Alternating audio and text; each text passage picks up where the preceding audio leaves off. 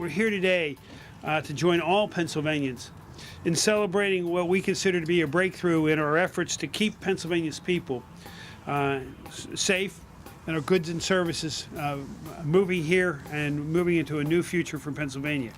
After a great deal of debate over the months since June, and after a great deal of hard work, we have a transportation funding bill that will provide a sustainable source of revenue for our roads, for our bridges, and for our transit system.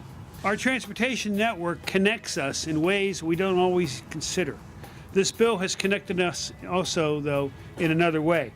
It's connected us across party lines and across interests, from business to labor. Because we put our faith in each other, we can now put shovels in the ground and rebuild our transportation system. Voting for this bill, for many, was not an easy decision. It was compromise for many. Already, though, we hear some people are attacking the bill with scare language, rather than recognizing it for what it is, an investment. An investment in the progress of our economy and the safety of our citizens. The men and women who stood for this bill, who understood that compromise is not surrender, but rather a path to success, deserve the thanks and support of every citizen in the state. Senator Wozniak, in front of you is a box. If you would lift that box out, that box contains a list of all the projects that are under consideration and will be funded during the course of this next 5 years. Actually, this will go a little bit longer than 5 years. Okay, it's the next 10 years. These projects reach from the transit stations, which can now continue to serve all of you, to Route 22 in the Lehigh Valley, to the bridges of Western Pennsylvania, and the replacement of bridges across the Schuylkill River here in Philadelphia, and which carry Route 23 and Route 422 in West Norriton and Upper Merion. PennDOT has a site that we'd like you to take a look at on their website. They have a page there where visitors can click on a map of Pennsylvania and get the locations of new bridge projects, road repairs, and other transportation-related investments that will now be able to go forward. And for those of you who are familiar with this area, all you have to do is listen to KYW News Radio traffic report, and you find out from about 6:30 in the morning to 9:30 in the morning, this is the largest parking lot east of the Mississippi. We have 363 and 422 trying to converge on a two-lane bridge that does about 80 to 100,000 cars a day, Monday through Friday. And I'm happy to say we're going to make some changes now with this transportation bill.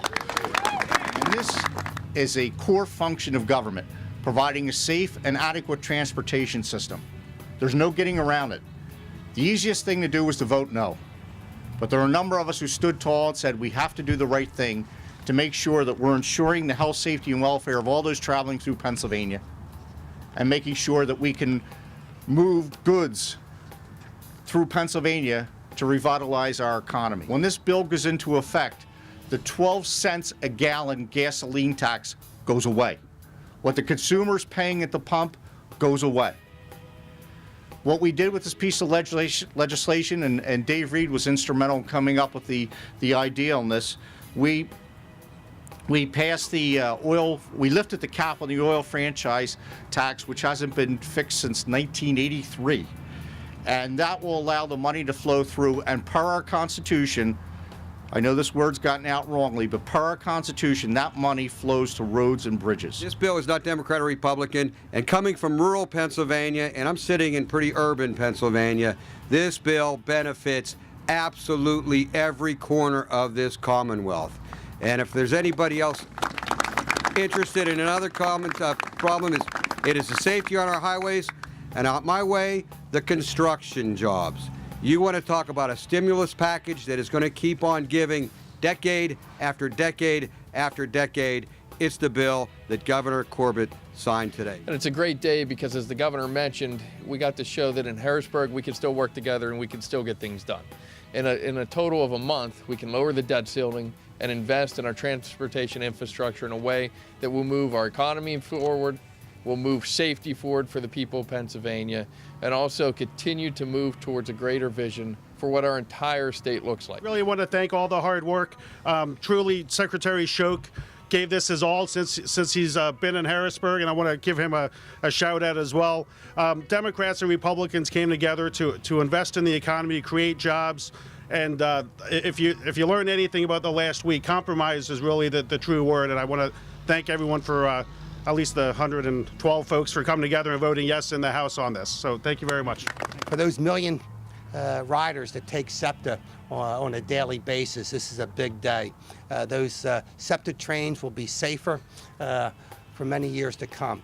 And I want to thank my friends on the other side of the aisle, but I also want to thank all the members that represent rural Pennsylvania that realize that it's very important for the Philadelphia area, the economic engine of the Commonwealth of Pennsylvania, in order to get people to work, because people pay taxes, and this is a great investment on their taxes. So thank you so much for inviting me here today, Governor. Thank you. And the passage of this comprehensive transportation and infrastructure bill sends a clear message throughout each county in our Commonwealth and throughout the country that Pennsylvania is open for business and that we put a premium on job creation, on improving the quality of life, our environment, and public safety.